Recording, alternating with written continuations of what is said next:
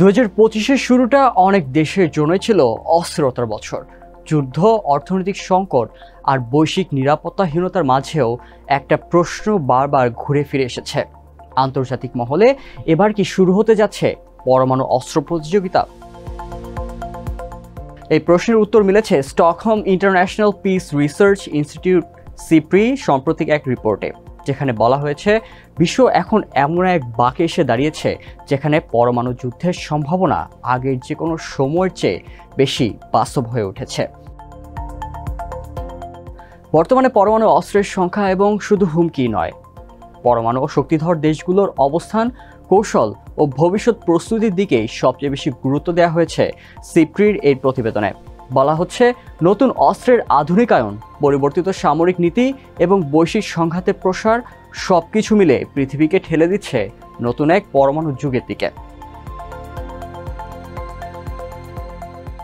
বর্তমানে বিশ্বের 9টি দেশ যুক্তরাষ্ট্র, রাশিয়া, যুক্তরাজ্য, ফ্রান্স, চীন, ভারত, পাকিস্তান, উত্তর কোরিয়া এবং ইসরায়েল পরমাণু অস্ত্রের মালিক।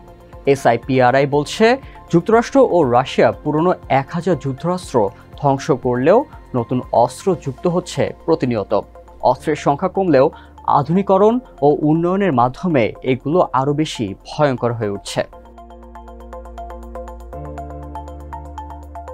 চীন উত্তরাঞ্চলে মরুভূমি ও পর্বতাঞ্চলে 350টি নতুন মিসাইল লঞ্চ সাইলোন নির্মাণ করছে। গত এক বছরে 100টি নতুন পরমাণু অস্ত্র সংযোজন করেছে দেশটি। সব মিলিয়ে চীনের অস্ত্রের সংখ্যা এখন প্রায় 600। যদিও নো ফার্স্ট ইউজ নীতি অনুসরণ করলেও লঞ্চ অন ওয়ার্নিং সক্ষমতা গড়ে তুলছে চীন, যা হামলার সংকেত পেলেই স্বয়ংক্রিয় পাল্টা আক্রমণ চালাবে। পিস টাইমের ক্ষেপণাস্ত্রে পরমাণু ওয়ারহেড স্থাপন করছে ভারতও, পাশাপাশি দূরপাল্লার ক্ষেপণাস্ত্র তৈরি করছে দিল্লি। উত্তর কোরিয়া বলছে কৌশলগত পরমাণু অস্ত্র মোতায়েনের প্রস্তুতি নিচ্ছে তারা। তাদের হাতে 50টি অস্ত্র আছে এবং আরও 40টি বানানোর মতো ফিসাইল ম্যাটেরিয়াল মজুত রয়েছে। পাকিস্তানও একইভাবে ফিসাইল ম্যাটেরিয়াল মজুত করছে। SIPRI বলছে আগামী 1 দশকের মধ্যে অস্ত্র ভান্ডার আরও বাড়াবে পাকিস্তান ও উত্তর কোরিয়া। অস্ত্র সংখ্যা বাড়াচ্ছে যুক্তরাজ্য, বর্তমানে এই সংখ্যা 260। একই সঙ্গে নতুন ড্রেডন শ্রেণীর পরমাণু সাবমেরিনও তৈরি করছে তারা। তৃতীয় প্রজন্মের সাবমেরিন ও পরমাণু সক্ষম এয়ার লঞ্চ ক্রুজ মিসাইল তৈরির পথে এগোচ্ছে ফ্রান্সও। ধারণা করা হচ্ছে সাবমেরিন থেকে টর্পেডো টিউব ব্যবহার করে পরমাণু হামলার সক্ষমতা রাখে ইসরায়েল। তাদের নতুন সাবমেরিন ড্র্যাগনে থাকতে পারে ভার্টিক্যাল লঞ্চ সিস্টেম। বিশ্বের পরমাণু অস্ত্রের প্রায় 90%ই রাশিয়া ও যুক্তরাষ্ট্রের কাছে রয়েছে। তাদের প্রত্যেকের হাতে 1700-র বেশি সক্রিয় অস্ত্র এবং মজুতে রয়েছে মোট 4521টি। যুক্তরাষ্ট্র গত বছর একই সঙ্গে 200টি আধুনিক অস্ত্র গ্রহণ করেছে, যা স্নায়ুযুদ্ধের পর থেকে সর্বোচ্চ। পরমাণু বাহিনী আপগ্রেড করছে রাশিয়া, পাশাপাশি বেলারুশে পরমাণু অস্ত্র মোতায়েন করছে বলেও ধারণা করা হচ্ছে।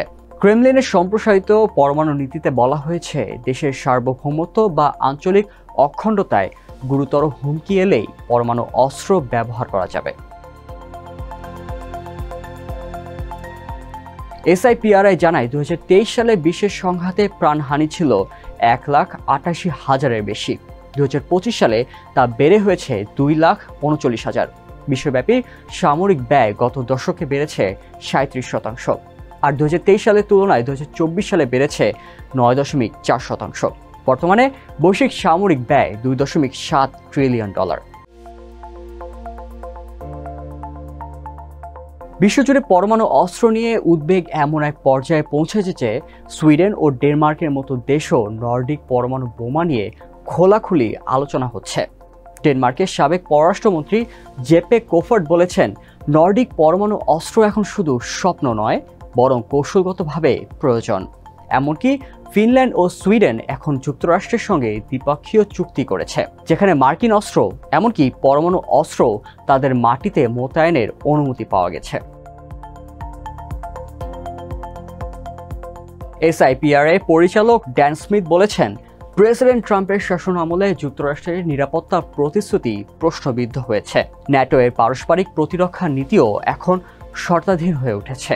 এই অনিশ্চয়তায় ইউরোপের দেশগুলো নিজেদের অস্ত্রের দিকেই ঝুঁকছে। ফ্রান্স এবং যুক্তরাজ্য আগেই স্বাধীন পরমাণু শক্তি তৈরি করেছে। 193টি জাতিসংঘ সদস্য দেশের মধ্যে 178টি দেশ পরমাণু পরীক্ষা নিষিদ্ধকরণ চুক্তি সিটিবিটি অনুমোদন করেছে। আরেকটি চুক্তি টিপিএনডব্লিউ বা পরমাণু অস্ত্র নিষিদ্ধকরণ চুক্তি এখন পর্যন্ত 73টি দেশ অনুমোদন করেছে এবং আরও 25টি দেশ স্বাক্ষর করলেও অনুমোদন করেনি।